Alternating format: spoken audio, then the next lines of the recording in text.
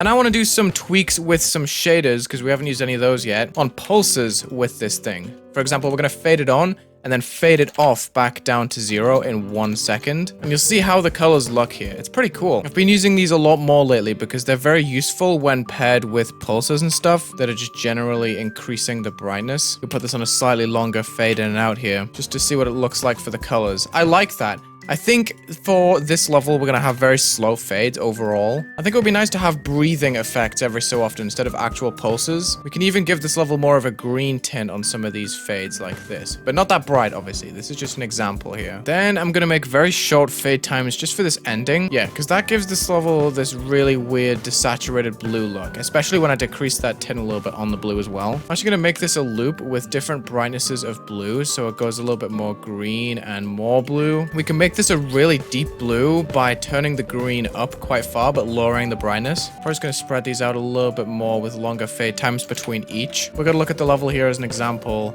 I really like this switch to the deep blue. While this happens, we can put a radial blur. It's gonna be like 0.25, ease in out. I'm gonna fade that off very quickly before it even ends back down to a 0. If we increase all of the brightnesses to 0.2, we can basically just get a bright pulse for everything in the level. This should just loop forever. And now we have a cool little loop here that's not necessarily synced, but just kind of goes crazy with the colors. You can see it in the corridor here, what it does to the grays in the section.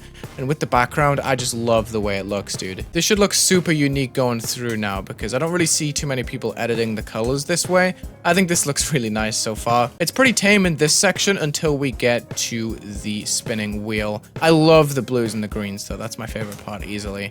Going through here should be insane. Oh, it affects the icon. I didn't think about that in the slightest. Okay, interesting. I mean, what's the highest layer involved? B1? Oh, that's free. That's light work, dude. As long as the coins can all be below that. Yeah, that should be pretty simple. Just slap them on B2 and we should be good. We could just put a shader trigger for the layers below the player. There we go. Now we are chilling. And this is cool.